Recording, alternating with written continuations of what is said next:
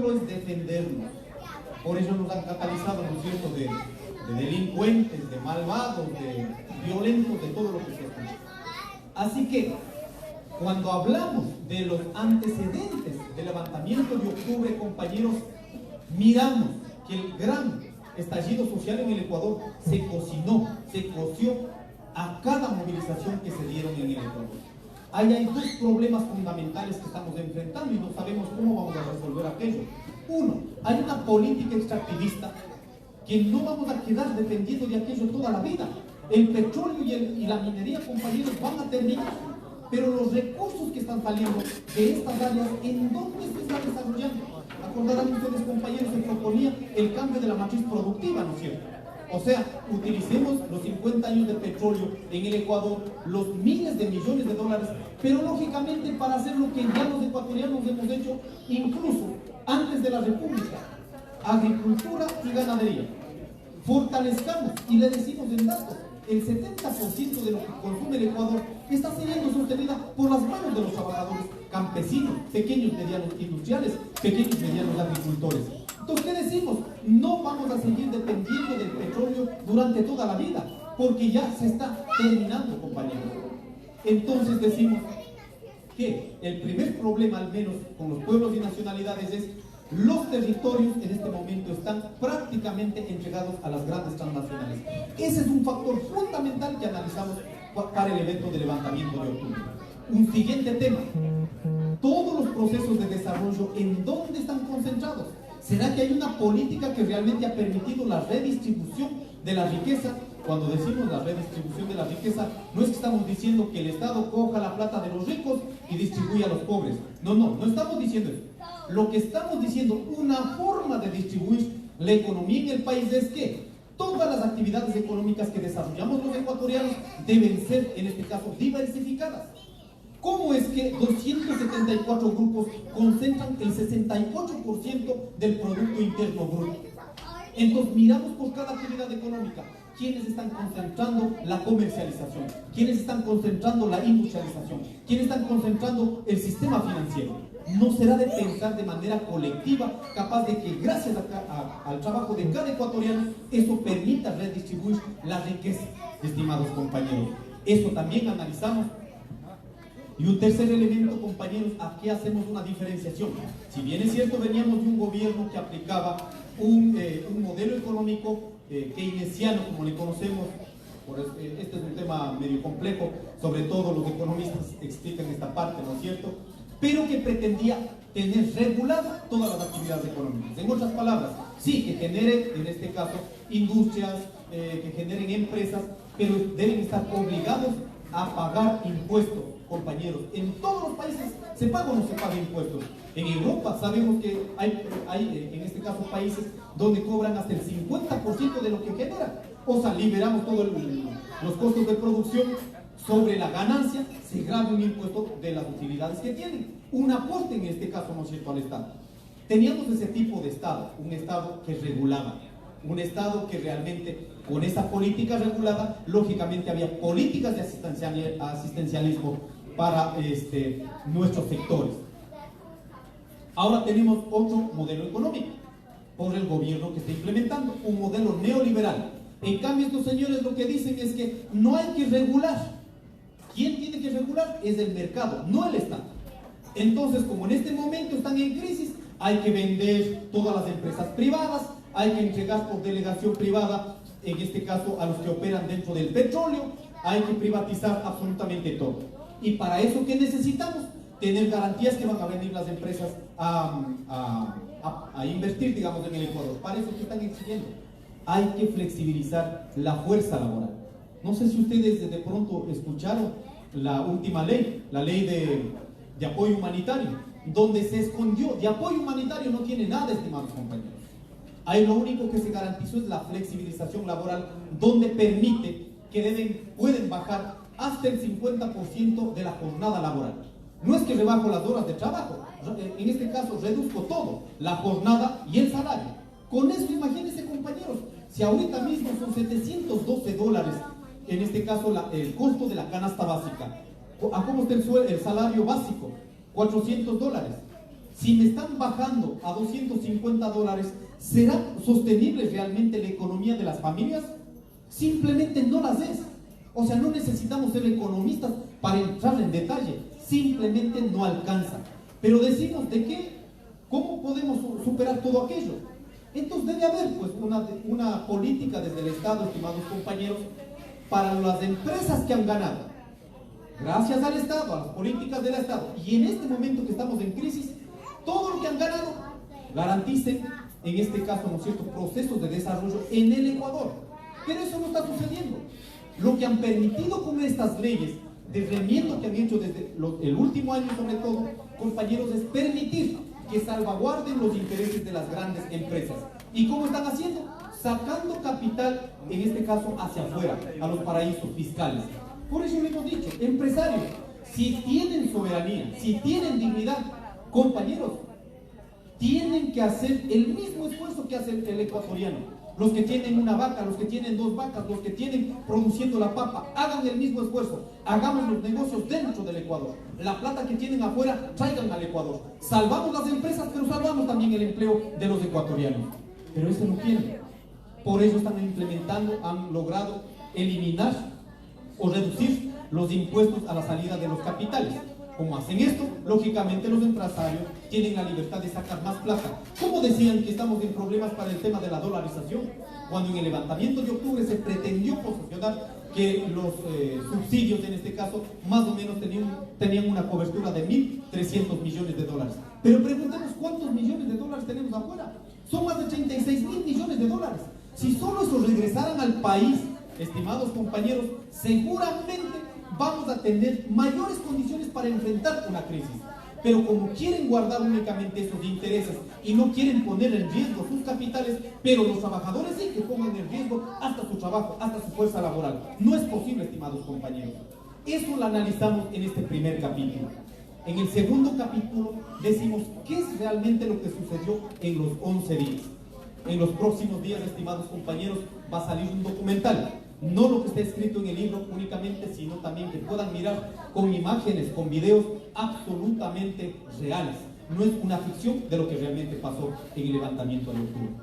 Se dieron 4 momentos en estos 11 días. El primer momento se dio el levantamiento en los territorios, o sea, en todas las provincias. Esto fue el día jueves, viernes, sábado y domingo, hasta el domingo 6. ¿Qué pasó en este proceso? No sé cuándo llegaron a saber ustedes, pero los medios masivos de comunicación, sean públicos o sean privados, salieron a decir que no pasa nada. De pronto unos par de revoltosos nomás han levantado en Cotopaxi y otros revoltosos en Cayambe, así que ya está siendo aplacado y no pasa nada. Así salieron a decir en estos 4 días.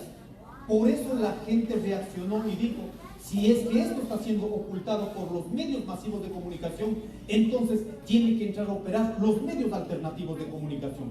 Ahí queremos agradecer enormemente a los medios comunitarios, a los medios alternativos, incluso a compañeros que de pronto cogían, filmaban y sacaban en las redes sociales.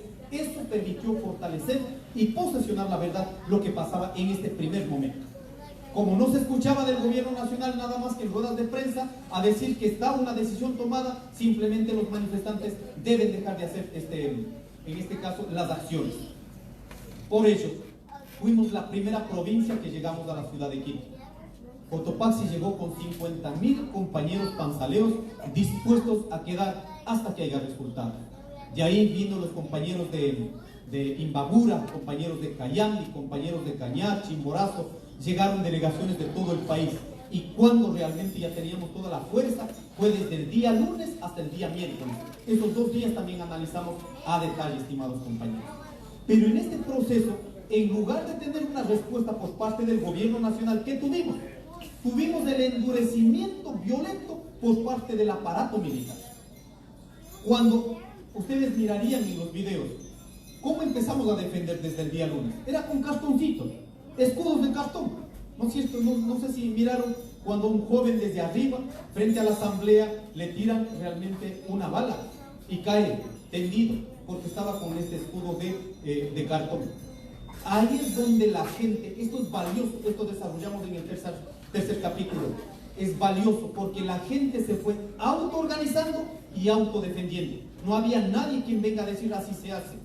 Fue la gente que fue levantando, en este caso, los escudos de madera, algunos compañeros de latas, algunos compañeros de tanques, y eso realmente permitió dar coraje para enfrentar con el gobierno nacional, estimados compañeros. Por ello cobra, en este caso, ya el tercer momento, desde el día jueves y viernes hasta el día sábado, ¿no? Donde más incrementó los niveles de violencia, donde allí en ese tiempo habían exasambleístas que tenían una dependencia anterior al militarismo. Decían, si es que estos no entienden, entonces denle en palo. Si no entienden con palo, entonces denle en plomo. Así salían a decir en los medios de comunicación. Ellos no están criminalizados, ellos no están investigados, no están. Pero los compañeros, en este caso, que hemos tenido la suficiente validez, la suficiente fuerza, firmeza, compañeros, para enfrentar esta lucha, en este momento tenemos que enfrentar procesos judiciales. Más de 1000 compañeros detenidos, más de 1300 compañeros heridos, y en memoria de nuestros compañeros, 11 que cayeron, en este caso, en el enfrentamiento con la policía y los militares. De estos compañeros de nuestra querida provincia de Cotopaxi son 5. O sea, el 45% de los fallecidos en el levantamiento de octubre es de mi provincia de Cotopaxi. Por eso creemos que tenemos nuestra capacidad moral, y lo decimos con toda la honestidad. Todo lo que pasó en octubre la contamos desde el corazón de la lucha. No queremos que nos den contando y que nos salgan a insultar, compañeras y compañeros. Y finalmente, el día sábado, cuando se incrementó más y más los niveles de violencia, la gente realmente enfrentó en otros niveles. Y eso es un absoluto aprendizaje. Y allí creemos que este principio de la solidaridad, o sea, entre compañeros trabajadores, no estábamos viendo, será mi vecino, será de pronto indígena, será de pronto blanco, será mestizo. No miramos. Simplemente pusimos de manera solidaria, hicimos la mica y a enfrentar, compañeras y compañeros. Por eso las barricadas que se levantaron en Quito, que después dijeron estos niños cochinos que han venido a ensuciar Quito, cuando dijimos, oigan, ustedes están calculando la pérdida, están calculando lo que ha quedado sucio Quito, pero nunca están valorando el impacto negativo que generó, en este caso, el decreto 883. ¿Cómo es que a nosotros nos culpan, pero en cambio ese peso quieren trasladar únicamente a nosotros? Reconózcanse también, pues, señores, ¿no? Y en ese sentido, compañeros, también se pretendió posesionar que hemos sido pagados por Venezuela, por Cuba, por Rusia, también dijeron. Seguramente si hubiera habido un aporte de aquí desde Estados Unidos, de compañeros que estaban queriendo solidariamente aportar, seguramente hubieran dicho también Estados Unidos está aportando para el levantamiento. Pero no, compañeros, se sostuvo absolutamente con la solidaridad de nuestros hermanos de la ciudad de Quito, quienes garantizaban alimentación, de pronto cobijitas, de pronto algún ser que necesitábamos para pasar esos días en la ciudad de Quito. Así que fue a pulso del pueblo la que se sostuvo la lucha de los 11 días. Esa la dejamos demostrado en este caso en el libro. Y el tercer capítulo, estimados compañeros, es ¿qué aprendizajes la tenemos y qué vamos a hacer hacia adelante? Porque no ha de ser escribir un libro para tener para cuánto, ¿no es cierto? Sino cómo producimos intelectualmente procesos de lucha que estén pragmatizados en nuestra teoría, pero sobre todo las enseñanzas a dónde vamos. Y nosotros hemos dicho, ¿a dónde vamos? Tenemos que garantizar, compañeros, que las luchas no sean espontáneas. Las luchas tienen que convertirse, compañeros, en procesos orgánicos, en procesos organizados para finalmente cambiar el país. No caigamos en las trampas de las elecciones de cada 4 años, de cada 2 años. ¿Saben por qué, compañeros? Porque en las elecciones únicamente pensamos, mejor dicho, en las elecciones creemos que estamos disputando con el poder, disputamos al gobierno. Pero si vamos a mirar el gobierno que en este momento está administrando, ¿será que está administrando con su capacidad definida? ¿O es que hay una imposición, en este caso, de los organismos multilaterales como el del Fondo Monetario Internacional? Y si es que estoy en Estados Unidos, lo estoy diciendo con toda la franqueza, estimados compañeros. Aquí no estamos en contra del pueblo norteamericano, en absoluto. Es más, nuestros hermanos están siendo aportantes al proceso de desarrollo. Pero si hay un organismo multilateral que permite apoyar a los países, pues que sea para apoyar. no sea para controlar políticamente o controlar económicamente. Eso es lo que está devastando en nuestros países, sobre todo latinoamericanos. Por eso la decimos. O sea, estos son debates centrales que tenemos que llevar a todas las latitudes. Por eso creemos que el esfuerzo que tenemos que poner no va a depender solo de los ecuatorianos, sino, compañeros, a nivel global. Y ahí creemos que podemos, a partir del aprendizaje de octubre, podemos hermanarnos, fraternizarnos y elevar una lucha a nivel internacional. Con eso más bien dejaría hasta aquí nomás, compañeros, más bien queriendo o pidiendo participación de ustedes, preguntas o dudas o lo que sea, compañeros, para poder hacer un diálogo. Y solo decir, con esto finalizar, no ha habido ningún acto de traición. 3 cosas que fue solicitada desde el día viernes, cuando nuestra gente estaba perdiendo la vida. Nadie va a ir a negociar o nadie va a ir a hablar en nombre de nadie. Hablan los que están luchando. No necesitamos intermediarios. Segundo, debe ser de manera pública. No es que va a ir una comisión de dirigentes, van a ir a hablar nada. Señores, debe ser en cadena nacional, para que todos los ecuatorianos en la nación y también los ecuatorianos en el mundo y toda Latinoamérica sepa exactamente sobre qué se tenía que hablar. Y la tercera cuestión, no dialogamos si de pronto piden que levantemos el paro. Se dialoga, compañeros, con las calles encendidas. Eso la demostramos y eso la hicimos. Incluso para que haya esa mesa de negociación, no fue la voluntad del gobierno, fue la imposición de la fuerza, en este caso de la lucha en las calles, la que permitió generar estas condiciones. Así que, compañeros, ahí también ponemos las tesis del por qué el gobierno nacional no cayó. Efectivamente, ponemos nuestra valoración objetiva. Si está un bloque realmente existente, del poder realmente existente, defendiendo con uñas y garras, y por otro lado también el pueblo luchando con toda la fuerza, pero ¿a quién tenían de por medio? Las Fuerzas Armadas, ¿a quién estaba defendiendo? ¿Al poder realmente existente o al pueblo que también estaba luchando? Estaba defendiendo al gobierno y al grupo que tiene el poder realmente existente. Entonces, en ese sentido decimos, compañeros, los que si querían que perdamos más vidas, entonces elevábamos la lucha a otros niveles. Y esos otros niveles, lógicamente, tenían que haber dirigentes coherentes. Si estamos dispuestos incluso a perder la vida, yo la había dicho de manera pública, compañeros, el día domingo, cuando dijeron vamos a regresar a las comunidades, dijimos, todos los que voluntariamente regresan, regresan. Pero todos asimismo, los que quieran quedar voluntariamente, incluido la posibilidad de regresar en un ataúd, nos quedamos. Pero no regresamos burlados ni vejados ni por el gobierno de turno, ni por los grupos económicos, peor por el Fondo Monetario Internacional. Y así lo hicimos, compañeras y compañeros. Muchas gracias, les agradezco. Bueno, imagínense, nosotros acá ha habido muchas cosas que no hemos sabido, pues gracias aquí al ingeniero, pues a las palabras del mismo, mire, llegamos a saber muchas cosas que de mi parte igual no había sabido. Bueno, en ese momento pasamos unas hojitas, pues, a alguna persona que quiera hacer una pregunta, pues el señor está listo para contestar. Dice, ¿por qué no se hizo candidato a la presidencia? ¿Hubo fuerzas externas para que no sea candidato? No sé si recogemos todas las preguntas para más bien responder en bloque. Voy a ir anotando y... Mientras tanto, aquí quiero que me ayude Damián, que queremos agradecer públicamente a que nos ayudó a hacer unos videos. Vamos a enseñarlo como hemos hecho aquí en la asociación, no es mucho tiempo, mientras tanto recogemos. Quiero agradecer de cortesía al ingeniero José Carmen, que nos ayudó con estos valiosos videos. Para ustedes, hasta que recojan las letras del presidente.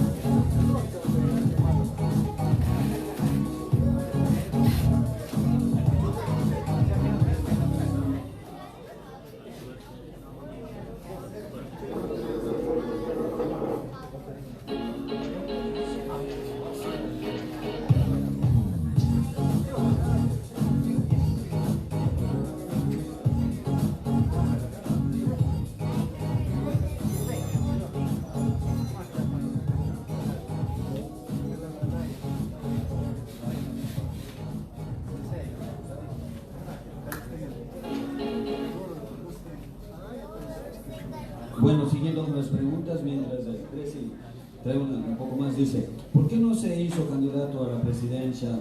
¿Hubo fuerzas externas para que no se candidatice? Otra pregunta dice, ¿usted a qué candidato va a apoyar y por qué? Dice el ingeniero Isa, ¿usted a quién está apoyando para presidente del Ecuador?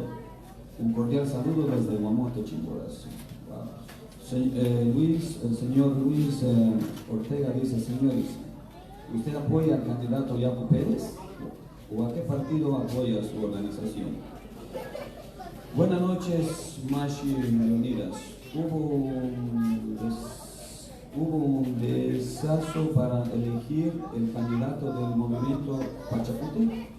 Un dedazo. Bueno, dice, buenas noches, Mashi Leonidas. Hubo un dedazo para elegir el candidato del movimiento Pachacute.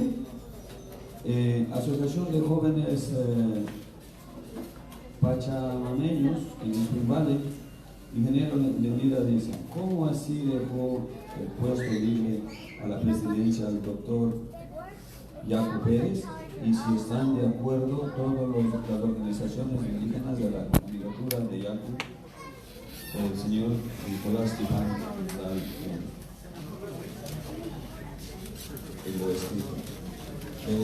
¿Preciado más? Vamos a volar. Que el presidente tiene que trabajar también. Miren, eso es aquí lo que hacemos. Dice, señor Braulio Espinosa, ingeniero Leonidas, en el momento de se derogó el 883, ¿por qué esa misma noche no llegaron de acuerdo con el gobierno de Guaraza?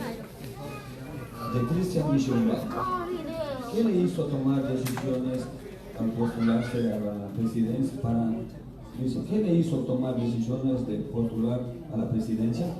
¿Por qué no se exigió la denuncia inmediata a la DIC en el levantamiento de octubre? ¿Por qué hay desacuerdo dentro de las organizaciones con el señor Yacu? ¿Cuál es su opinión de las crisis tanto económicas y políticas en nuestro país? Y si existe una solución, ¿cuál sería para erradicar la corrupción?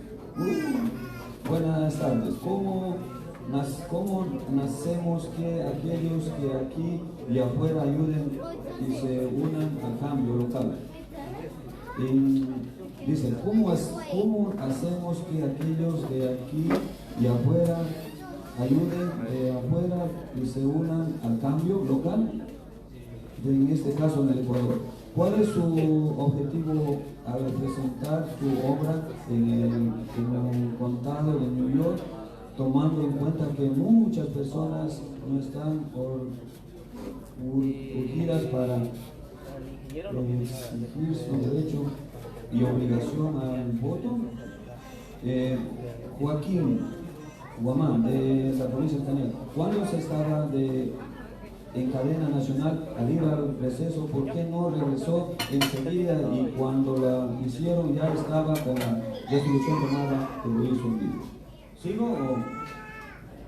¿Cuál es la razón de la división en la organización indígena? Buenas noches, señor Leonidas. Nombre valeroso en de la Grecia antigua. Buenas noches, Leonidas, nombre valeroso en la Grecia antigua. Hoy nombre de un hombre que busca un porvenir de nuestro Ecuador. Se aproxima el momento en que los indígenas puedan llegar al poder, como uniéndose y no fragmentándose, comenta Francisco.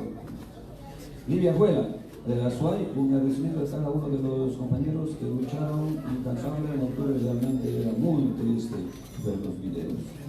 Un saludo cordial de parte del Ecuador de Cañar, que es un ejemplo de nos sentimos orgullosos de ser pueblos y nacionalidades del Ecuador. Mi pregunta es, ¿por qué no se hizo cumplir las propuestas presentadas en el gobierno después de lo sucedido en octubre? Joaquín Guamán, ya hablamos de eso. ¿Algo más? ¿Querés un poco más? Porque... Ya, dos más. Y decretamos también aquí. Dice, ingeniero Isa, ¿cuál o qué están haciendo ustedes como organización indígena para tener líderes indígenas jóvenes con visión de trabajo hacia el bienestar del pueblo sin restricción al opositor? Andrés Maynard. ¿Por qué está el hermano indígena estigmatizado como el que tiene que tomar las riendas para buscar una solución? Me disculpan si no pude leer bien, se me olvidó los lentes. ¿Una más? ¿O nada? ¿O vale? La damita, gracias a la hoja, hay otra. Y también hay uno más. Ingeniero, primeramente puedo felicitarle por su labor social, compromiso y liderazgo por los acontecimientos ocurridos en el pasado octubre. ¿Cuál es su rol en sus próximas elecciones? Patricia Pagón.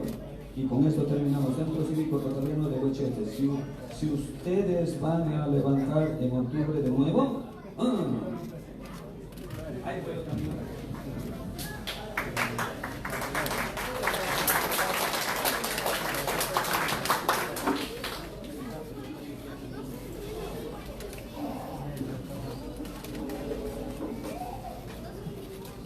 Estimados compañeros, voy a intentar ser lo más conciso e intentar responder a todos. Así, todas las inquietudes deben ser respondidas. Si no son respondidas, deja la duda. Y con la duda empezamos a especular. Así que, compañeros, la primera cuestión, ¿por qué no soy candidato? Yo soy una de las personas que soy absolutamente respetuoso a procesos colectivos, a procesos de base. No creo, compañeros, por más importante que seamos los líderes, entrar a ser candidatos por imposición. Si la gente no quiere, simplemente no quiere. Y si la gente apoya, entonces hay que avanzar. Por eso tengo como un dicho, no, ni necios ni rogados. Necios queriendo entrar si la gente no quiere, y rogados cuando la gente apoya. Pero aquí en este proceso, compañeros, se dieron un tema que no quiero hablar de mi movimiento, pero mi compromiso lo he dejado absolutamente claro. Lo que está de cambiar, vamos a cambiar. Lo que está de barrer, vamos a barrer. No se puede seguir aceptando procesos que dejan entre que decir, ¿no es cierto?, para el país. Si yo represento a un movimiento que queremos cambiar al país, entonces uno tiene que tener la valentía de demostrar primero su movimiento, cambiando, luego para invitar al país a cambiar al resto. Así que se dieron cuestiones que seguramente lo saben acá. Yo hice un Facebook Live explicando a detalle por qué en este caso no permitieron que seamos candidatos. Entonces algunos compañeros dijeron, pero entonces Leonidas, usted ya está, no le dejaron participar, ¿con cuál partido va a ir? Lo digo aquí para los compañeros que de pronto queden en duda si a cuál candidato va a apoyar. Yo soy parte de una organización de base, vengo desde una comunidad, tengo una organización de segundo grado, soy presidente del movimiento indígena, de la cual tenemos nosotros dependencias, somos filiales a la gloriosa Ecuarunari y con consecuencia somos filiales de la Gran CONAI. No voy a ir a ningún otro lado, vamos a hacer cambios adentro, lo que está de cambiar, y me quedo trabajando para la CONAI y para las organizaciones, y nos quedamos trabajando para cambiar lo que está de cambiar en el movimiento Pachacuti. Por favor, no me pidan ninguna otra respuesta a título individual, compañeros, porque el tema individual ya hemos visto que ha pasado. Hay propietarios de movimientos y piden que así sea. Patrones, dueños de movimientos que deciden sobre los políticos que gobiernen este país. El país, ¿no es cierto? En ese sentido, todo lo que está de cambiar, la he jurado a mis organizaciones, a nuestras organizaciones, hay que cambiarla. Pero aquí no va a ser por imagen individual, sino va a ser la fuerza organizativa como la que permitió en el levantamiento de octubre. No sé si les contesté, compañeros. Compañeros, ¿por qué no se firmó el decreto en el momento? En este caso, se tenía pensado, ¿no es cierto? Había un primer momento de una hora y media más o menos, ¿no es cierto? Ustedes miraron el debate, la posesión del compañero Jaime, del compañero Eustaquio Toala, de la compañera Miriam Cisneros, de mi persona, pero lógicamente eran propuestas que el gobierno nacional en ese momento debía acoger aquello y, ¿no es cierto?, pragmatizar en un documento. Fuimos a 15 minutos de receso, esos 15 minutos creo que alargó 1 hora, 2 horas, ¿no es cierto? ¿Por qué? Porque no querían entender que en este momento el pueblo ecuatoriano lo que estaba exigiendo es derogatoria del decreto 883. Punto. Ellos decían, muy bien, vamos a hacer el decreto, pero hay que hacer otro decreto. Ya cuando leyó, en este caso, el delegado de las Naciones Unidas, cuando quedamos en un texto acordado, ellos cambiaron y pusieron un candado. Por ejemplo, decían, mejor dicho, quedó así, ¿no? Se deroga el decreto 883 para la cual se conforma una comisión en la que diseñará otro nuevo decreto que dé de baja al decreto 883. Algo así era, ¿no es cierto? Enredaron ellos mismos. Lo que estaban queriendo, compañeros, es que nosotros firmemos otro decreto, igual o parecido, pero que de igual elimine los subsidios. Dijimos que no es posible. Por ello, no sé si vieron ustedes, yo me enojé en la mesa mismo, y sobre todo los personajes que estaban delegados del gobierno querían imponer y pretendían vernos, con respeto, pretendían vernos que no teníamos capacidad o nos veían como pendejos. Por eso, en el momento que se dio públicamente que se deroga, nuestros compañeros ya fueron a la Casa de la Cultura, pero yo quedé peleando hasta las 3 de la mañana, donde debían separar y quitar este candado. Nosotros no podemos quedar comprometidos con otro decreto, pues lo único que se exige es que eliminen ese decreto, y si es que tenemos que sentar a planificar el país sobre una política de subsidio, sobre un problema integral de la economía, pues tendremos que hacerlo. Para eso no vamos a hacer de noche a la mañana, y menos a las 12 de la noche, pues. Para eso necesitamos una planificación rigurosa, donde estén presentes sectores sociales, sectores productivos, absolutamente todos los que movemos la economía en el país. Acordarán que acordarán, compañeros, esto llevamos a la decisión nacional. Se quedó comprometido el gobierno nacional en convocar a los diferentes sectores, pero pasó el día martes, el día miércoles, no había nada. Nunca tomaron en serio el gobierno nacional sobre las propuestas que había dejado en la mesa el movimiento indígena y los sectores sociales. Por ello autoconvocamos, en este caso, en la Organización de Naciones Unidas, por los intermediarios que estaban haciendo entre el gobierno y el movimiento indígena, para decir, oigan señores, pero quedamos en una cuestión y no es posible que no hayan dado salida. Y eso se reunió en la casa de la Organización de Naciones Unidas, donde se implementó una agenda. Se dio asimismo posibilidades para que convoquen a otros sectores. Tal fue la situación, el gobierno nacional nunca convocó, de acuerdo a la agenda que había sido sometida y aprobada en esa mesa. Luego se invitó, estimados compañeros, no me acuerdo ahora con precisión, 8 días después aproximadamente, se invitó a la reunión en la casa, en la Conferencia Episcopal Ecuatoriana. No sé si acuerden ustedes. Se reunió en la Conferencia Episcopal Ecuatoriana como el gobierno nacional no estaba dispuesto a avanzar en los temas centrales que habíamos propuesto.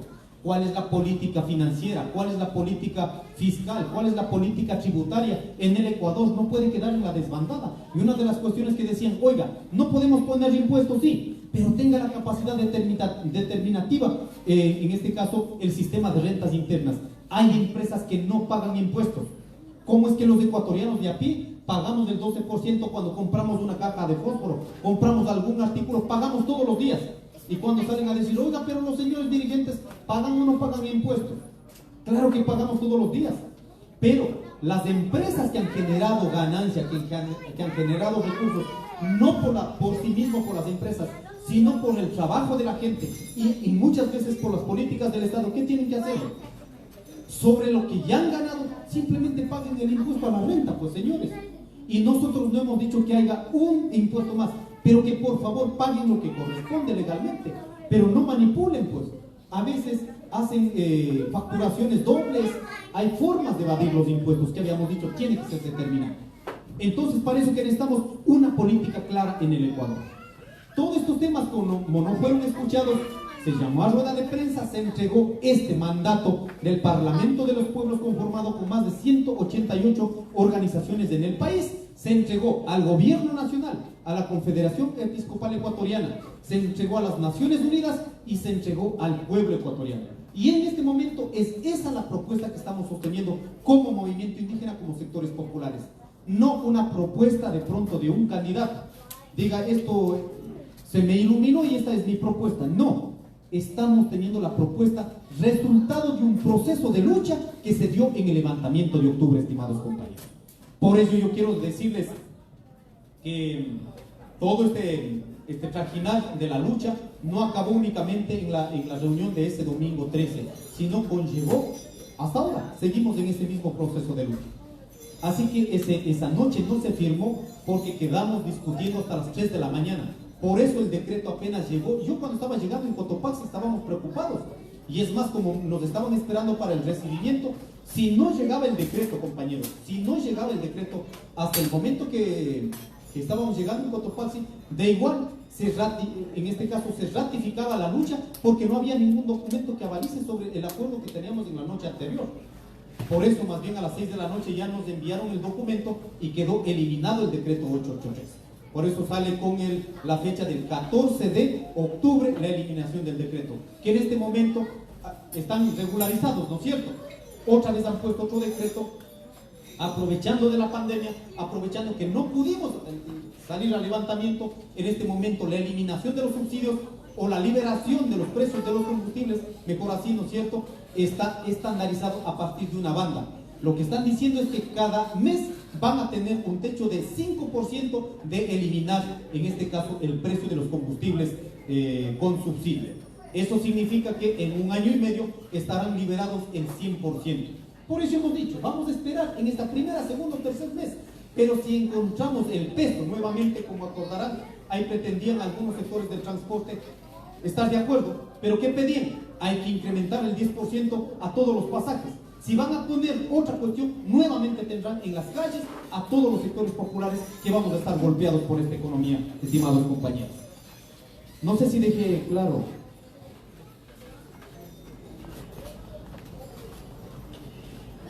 Vamos a levantar en octubre, estimados compañeros, por recordar, por conmemorar y por todas las políticas que en este momento el gobierno nacional está imponiendo. Y es más, y aquí regreso inmediatamente, vamos a tener una asamblea también, ya está convocado nuestro compañero presidente de la CONAIE, y también les manda enorme salud, compañeros, ¿no? Y que siempre está pendiente de las decisiones también de nuestros hermanos ecuatorianos en diferentes latitudes del mundo. Así que se va a convocar, y está convocado, mejor dicho, por la CONAIE, donde analizaremos sobre los 3 puntos que en esta semana acaba de aprobar el gobierno nacional, que afecta directamente a la economía de los ecuatorianos. ¿Cuál o qué están haciendo ustedes como organizaciones indígenas para tener líderes indígenas jóvenes con visión de trabajo hacia el bienestar del pueblo sin restricción al opositor? Nosotros hemos generado 3 procesos. Uno, como había dicho, consolidar el proyecto político desde los sectores populares. Segundo, hay que generar procesos de formación. La formación no va a ser únicamente en los libros, tiene que ser en los procesos de lucha. Si nosotros en este momento estamos hablando al frente, es porque durante toda nuestra vida hemos estado en la lucha. Yo de pronto no soy un dirigente improvisado que dijeron hoy este ha aparecido en octubre. Sí, nosotros hemos estado allí todos los días luchando. Y es más, para yo en este momento hablar con la verdad y con posicionamiento y con firmeza, hemos luchado incluso contra el modelo del Estado colonial. Cuando yo estaba criminalizado por 12 procesos de justicia indígena, por aplicar justicia indígena, o sea, por aplicar un derecho que está consagrado en la Constitución. Así que no es únicamente lo de octubre que nos han puesto en los procesos judiciales. Y lógicamente nosotros hacemos de acuerdo a una condición nuestra. No la queremos transgredir el derecho de nadie. Simplemente en el Ecuador hemos dicho, hay un Estado plurinacional, hay un Estado intercultural que reconoce el derecho individual de cada ciudadano. Tenemos obligaciones y tenemos derechos. Pero también el Estado ecuatoriano garantiza a través de la Constitución los derechos colectivos. O sea, como unas comunidades, pueblos y nacionalidades sean respetadas tal y cual como estamos siendo respetados como ciudadanos ecuatorianos. Entonces, en ese sentido, compañeros, yo creo que tenemos que hacer estos procesos de formación, fortalecer las organizaciones. En cada organización hay que ir incluyendo a la nueva generación. debe haber un relevo generacional. Porque a veces también nuestros mayores luchan. Si no relevamos, ¿qué dejamos después? Organizaciones fraccionadas o débiles. Entonces necesitamos, si aquí hay una asociación, 2 asociaciones, 3 asociaciones, 4, 5 organizaciones, en esos procesos que han sostenido nuestros mayores, asimismo allí, trabajando para que haya un relevo generacional. Esto estamos haciendo en nuestras organizaciones, estimados compañeros. ¿Por qué está el hermano indígena estigmatizado como el que tiene que tomar las riendas para buscar una solución? Efectivamente es así, ¿no? Ahora mismo hemos visto en las redes sociales que dice, ¿dónde está el señor Isa ya que convoque rápido? ¿Dónde está el compañero Jaime? Como que fuera nuestra responsabilidad, únicamente nuestra responsabilidad para cambiar el país. No, es de cada hermano ecuatoriano, cualquiera que sea nuestra condición étnica o cultural, o incluso económica, estimados compañeros. Por ello, cuando decimos a los empresarios, oiga, si tenemos dignidad y tenemos soberanía, lógicamente yo como empresario decido hacer o generar riqueza, generar el trabajo en el país. Y muchas veces no la hacen. Por eso invitamos a todos los que necesitamos cambiar la realidad del país. Así que no es únicamente nuestra tarea. Nosotros vamos a estar allí. 500 años hemos soportado, 500 años hemos enfrentado, 500 años hemos resistido.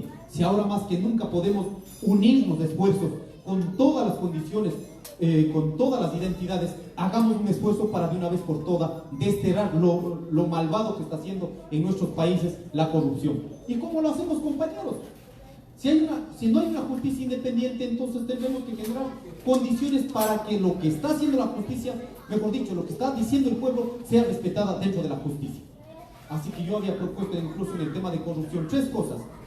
Político identificado que ha aprovechado, como lo que hemos visto en la pandemia, vendiendo mascarillas de 15 centavos a $1.50.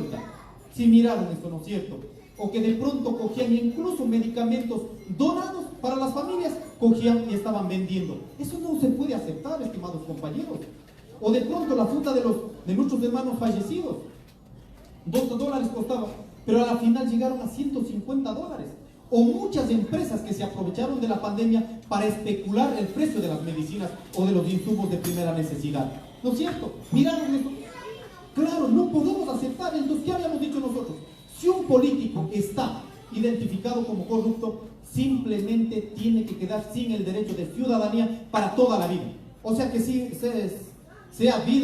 tenga vida, pero prácticamente sería como muerto, ¿no es cierto? No tendría ninguna otra condición. Segundo, no solo que vaya a la cárcel.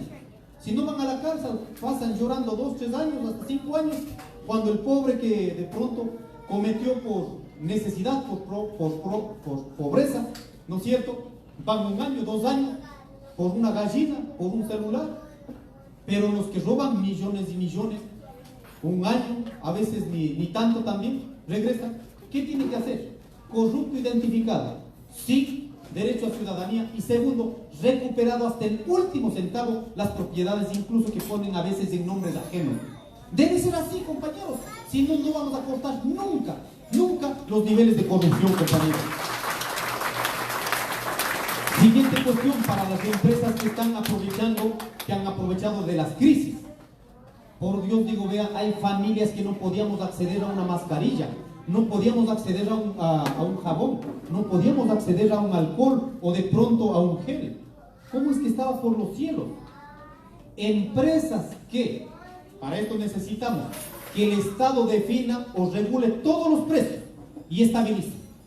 Empresas que sobrepasen de este límite establecido, entonces declárele pues de utilidad pública y administre el Estado y dé a precios realmente convenientes, porque no es aceptable en plena pandemia que hayan aprovechado para incrementar sus ganancias a partir de la especulación. No es posible. Entonces la corrupción no está solo en el sector público, también está en el sector privado. Entonces tiene que haber un nivel de control. Haciendo esto, yo creo que 2, 3 empresas, las otras empresas ya van a tener miedo, pues, ¿no es cierto? No permitirían especulación en el país, estimados compañeros. Así que para todas estas soluciones, no solo desde el sector indígena, sino para todos los hermanos ecuatorianos. Compañero Joaquín, cuando estaba en cadena nacional al ir al receso, ¿por qué no regresó enseguida? Y cuando le hicieron y estaba con la resolución tomada. Ya les expliqué, estimados compañeros, yo me quedé hasta las 3 de la mañana, como dije, no es que fue así, como se ha visto por la televisión, no. De parte del encuentro de ecuatorianos de Cañares, de ejemplo, ¿por qué no se hizo cumplir las propuestas presentadas al gobierno después de octubre? Ya les he dicho, esas propuestas que contaron dentro de los 11 puntos siguen en vigencia. No es que en este momento se ha dejado nomás allí. Por ello, la demanda que en este momento estamos llevando al Estado ecuatoriano de los 11 compañeros fallecidos, de los compañeros que fueron encarcelados, de los compañeros heridos, muchos que quedaron sin vista, en este momento tenemos una asociación de víctimas. Y eso, si es que no dan una cabida jurídica, legal en el país, nosotros vamos a llevar a nivel internacional. Si demorará 1 año, 2 años, 5 años, 10 años, en el caso Restrepo duraron, creo, 2 o 3 décadas, ¿no es cierto? Pero tiene que haber justicia en el Ecuador. No va a quedar en el olvido lo que hicieron las autoridades como María Paula Romo o como el ministro Fabio o el presidente de la República. Esto lo vamos a costo de todo lo que signifique para los ecuatorianos.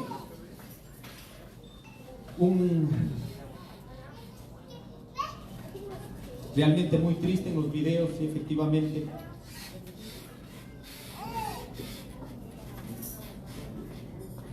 se aproxima el momento en que los indígenas pueden llegar al poder. ¿Cómo? Uniéndose y no fragmentando. Efectivamente, por eso mi tema central y de estar aquí es que debemos mantenernos unidos.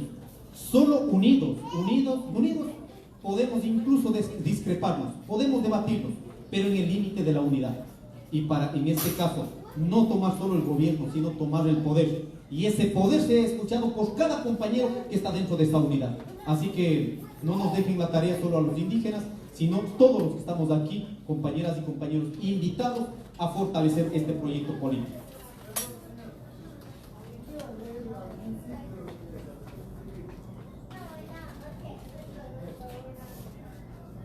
Nombre del primer hombre valeroso en la Grecia antigua, y hoy nombre de un hombre que busca el porvenir de nuestro Ecuador.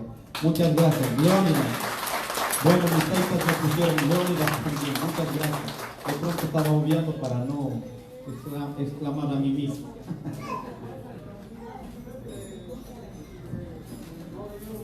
Muchas gracias, yo le agradezco. ¿Cuál es la razón de la división en la organización indígena? Compañeros, se ha generado como esta idea de la división. Por ello, ustedes han visto, yo no he salido a hablar, los medios de comunicación quieren que hablemos. Yo soy frontal y lo digo la verdad, pero esa verdad puede generar de pronto, ¿no es cierto?, esta polarización. Por ello he dicho, esta verdad la vamos a tener adentro, vamos a ir limpiando uno a uno. De eso sí, no tengo la menor duda, compañeros, el tiempo que sea necesario, pero no quiero que mi glorioso movimiento indígena, el glorioso movimiento Pachacuti, esté dividido por intereses particulares. Aquí tiene que ser el interés colectivo. Por ello les invito a nuestros hermanos indígenas sobre todo, y que muchos han venido de procesos organizativos, a mantenernos unidos y a cambiar todo lo que tengamos que cambiar. Así que no vamos a seguir en estas cuestiones. ¿Cuál es el objetivo al presentar su obra en el condado de New York, tomando en cuenta que muchas personas no están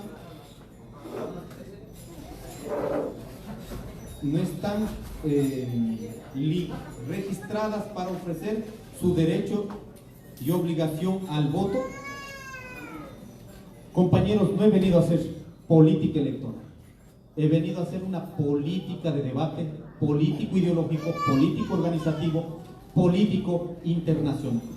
Así que, compañeros, en términos electorales, he dado mi punto de vista. Por eso yo les invito, la política no es el problema. El problema es que nosotros elegimos a políticos que son absolutamente corruptos. Este es el problema allí. Por eso muchas veces discrepo con algunos compañeros que dicen, oiga, yo no soy político, dice, yo soy apolítico. Digo, pero por Dios, mientras sigamos declarando a políticos, los políticos corruptos siguen decidiendo sobre nuestras vidas. ¿Qué es preferible? Compañeros, sanamente invito a resignificar la política, a generar nuevas condiciones de política, y tomemos la política, en este caso, por la cabeza. Tomémosla. No podemos dejar que la política, cualquiera de los compañeros dice, eres político, entonces es similar, ¿no es cierto?, corrupto, ladrón, mentiroso y toda esta cosa. Entonces, ¿qué necesitamos hacer? Generar una generación de políticos, compañeros jóvenes, con nuevos talentos, compañeros adultos, mayores, que en este caso estemos dispuestos a resignificar la política. Pero basta que nos sigan tomando decisiones porque nosotros nos declaramos apolíticos. Así que, para definir incluso una jornada laboral, es una decisión política. ¿Quién tiene que tomarla? Los que generamos. ¿Quiénes? Los trabajadores. Y muchas veces nosotros tenemos que allanarnos a las condiciones de las patronales. Así que pido, compañeros, a resignificar la política, porque si no, nos van a seguir tomando decisiones sobre nuestras vidas, estimados compañeros.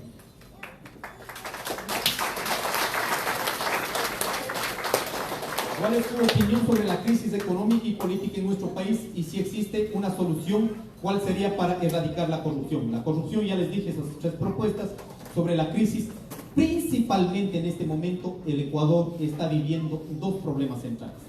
La pandemia, que azota a todo el mundo, y la pandemia de la corrupción. Eso lo que ha hecho es generar deslegitimación de las autoridades. ¿Quién les cree a las autoridades en este momento? Tienen una valoración menos del 10%. Y no solo el gobierno nacional, sino las 5 instituciones y las autoridades principales de los 5 poderes del Estado. Para eso, ¿qué necesitamos, compañeros? Reitero nuevamente, sea el papel fundamental, protagónico de los ciudadanos organizados y no organizados. Y lleguemos hasta el límite, o dejar el espacio o nosotros la transformamos. Así tiene que ser el ejemplo de manera directa, estimados compañeros. ¿Cómo nacemos que aquellos de aquí y afuera ayuden y se unan al cambio local de afuera, en este caso del Ecuador? Me parece importante. Aquí nosotros lanzamos cómo se podría hacer un aporte desde nuestros hermanos migrantes del Ecuador en todo el mundo.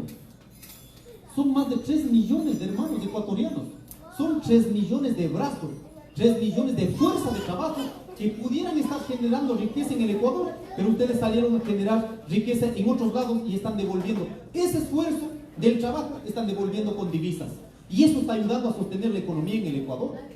Y eso a veces no valoramos, compañeros. ¿Qué hemos dicho? Una propuesta en concreto. En este momento se han visto que todas las empresas públicas están en procesos de privatización, ¿no es cierto? El Banco del Pacífico está en proceso de privatización. ¿Qué hemos dicho? ¿A cómo quieren vender? Mientras más problemas generan, bajan el precio. O sea, puedo vender a precio de gallina muerta.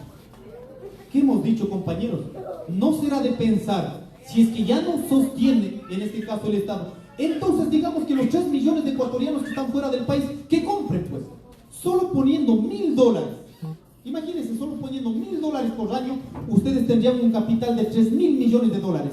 Si se tuviera cada año, durante 10 años, 30.000 millones de dólares, esto que invierta en el país, se baje en este caso, ¿no es cierto?, los intereses, les aseguramos que el otro sistema financiero privado estarán obligados también a bajar los intereses. Pero en este momento, ¿qué pasa? Quieren vender a los mismos y que tengan controlados los mismos el sistema financiero. Por ahí no hay solución, estimados compañeros. Por eso decimos, todas las condiciones que deben tener nuestros hermanos migrantes fuera del país, porque están siendo un aporte fundamental al desarrollo económico en el Ecuador. Así que una de esas cuestiones sería ese procedimiento. No sé si estoy soñando mucho, pero si lográramos hacer esta situación, de verdad, compañeros, sería un aporte al motor productivo, donde el campesino, el agricultor, el pequeño y mediano industrial, que muchas veces no tenemos condiciones para los créditos, lógicamente tienen que ser blandos, tienen que ser a plazos largos, digamos, ¿no es cierto?, y con intereses bajos, les aseguramos, compañeros, que eso sería un enorme aporte. O sea, pongo como una propuesta que podemos avanzarla, ¿no es cierto? ¿Quién le hizo tomar decisiones de postularse a la presidencia? Yo nunca postulé por sí mismo. Yo humildemente recibí el apoyo de todas las organizaciones sociales, de los pueblos y nacionalidades en el Ecuador. Por ello pusimos al frente, cuando ya no había chance, todo estaba decidido, más bien dijimos, compañeros, nos quedamos nomás y seguimos fortaleciendo las estructuras organizativas. ¿Por qué no se exigió la renuncia inmediata de Lenin en el levantamiento de octubre? Porque hay desacuerdo dentro de la organización con el señor Diaco. A ver, sobre el levantamiento de octubre, nosotros habíamos dicho, si no baja el decreto 883, entonces que se vaya el gobierno nacional. porque querían convertir que era un problema político. Pero nosotros no podíamos ir más allá, compañeros, y eso sería bueno que revisen en el libro cuando ponemos 4 tesis centrales. Tienes un bloque de poder consolidado. Tienes a las Fuerzas Armadas que está dispuesto a echar bala, ¿no? Y tenemos en este caso una imposición del Fondo Monetario Internacional. ¿Ustedes creen que iba a renunciar Lenín Moreno? No era posible simplemente, porque el bloque de poder estaba consolidado hasta las últimas consecuencias. Yo les digo, compañeros, nosotros llamamos de manera pública el día sábado, yo llamé a Ecoavisa. Señores de las Fuerzas Armadas, ustedes son los garantes de la democracia en este país y en este momento ha salido de todos los límites que significaría la democracia. Ustedes tienen que decir al gobierno nacional, o resuelve el problema con el país o las Fuerzas Armadas deberían poner al lado del pueblo. Eso yo había pedido que hagan. Solo por escuchar, el día más que cambiaron al general del Comando Conjunto de las Fuerzas Armadas. O sea, para que vean cómo estaban las decisiones en el bloque de poder, en este caso controlado. Digo, oigan, de todo el Comando Conjunto de Fuerzas Armadas, si estaban dispuestos a apoyar al pueblo, seguramente era posible que caiga el gobierno de Moreno. Pero no sucedió. Tuvieron controlados todo el aparato militar en el Ecuador, compañeros. Con el compañero Yacu, ya lo he dicho, aquí no es un problema individual, es un problema de sostener un proyecto político, y en términos individuales ustedes valorarán realmente al compañero si respetó o no respetó procedimientos internos. En ese sentido, yo prefiero quedar sosteniendo la lucha colectiva de los pueblos y nacionalidades. Ya expliqué por qué no se firmó el decreto 883. Hubo un dedazo para elegir al candidato del movimiento Pachacuti. Yo creo que entreveraron mucho en la normativa y dejaron fuera la decisión legítima de las organizaciones de los pueblos y nacionalidades. Si eso es dedazo, pues ahí harán sus valoraciones, compañeros. Ya expliqué, ya respondí. ¿Por qué no se hizo candidato? También ya le expliqué. Si yo apoyo o no apoyo a cuál candidato, ya les expliqué. Y finalmente, compañeros, esto de igual ya expliqué. Finalmente, compañeros, yo me voy con el mensaje de ustedes. Creo que hay condiciones tecnológicas ahora a nivel mundial que se nos acercan más del mundo. Para un viaje de 12 horas llegar acá, ¿no es cierto?, desde el Ecuador, cada cierto tiempo, está bien. Yo no sé, cada 3 meses, una vez al año, que permita generar condiciones de confianza, articulación con las organizaciones del Ecuador. Pero yo creo que tenemos que aprovechar las plataformas. Vamos reuniendo de manera digital y vamos consolidando este proyecto político que seguramente ustedes tienen muchos más problemas que también nosotros tenemos en el Ecuador. Incluso la política migratoria, si hay cómo desde el gobierno nacional incidir. Es más, si en este momento están de panas con Donald Trump, entonces pensemos en una política que realmente ayude a resolver los problemas de nuestros hermanos migrantes, porque los consulados que hemos visto no están funcionando, ni siquiera para el empadronamiento, ¿no? Y yo creo que en ese sentido sí es posible que podamos fortalecer nuestros lazos de hermandad, de fraternidad en todo este proceso. Así que quiero agradecer a todos los compañeros, los que de pronto no han logrado acceder. El libro va a estar en unos 15 días, va a estar disponible digitalmente, estimados compañeros, no para que únicamente lean, sino les invito a meter esta chispa para que genere condiciones de debate y efectivamente ustedes sean parte de un proceso de construcción de un Ecuador diferente. Muchas gracias, estimados compañeros y compañeras. Disculpe que haya demorado.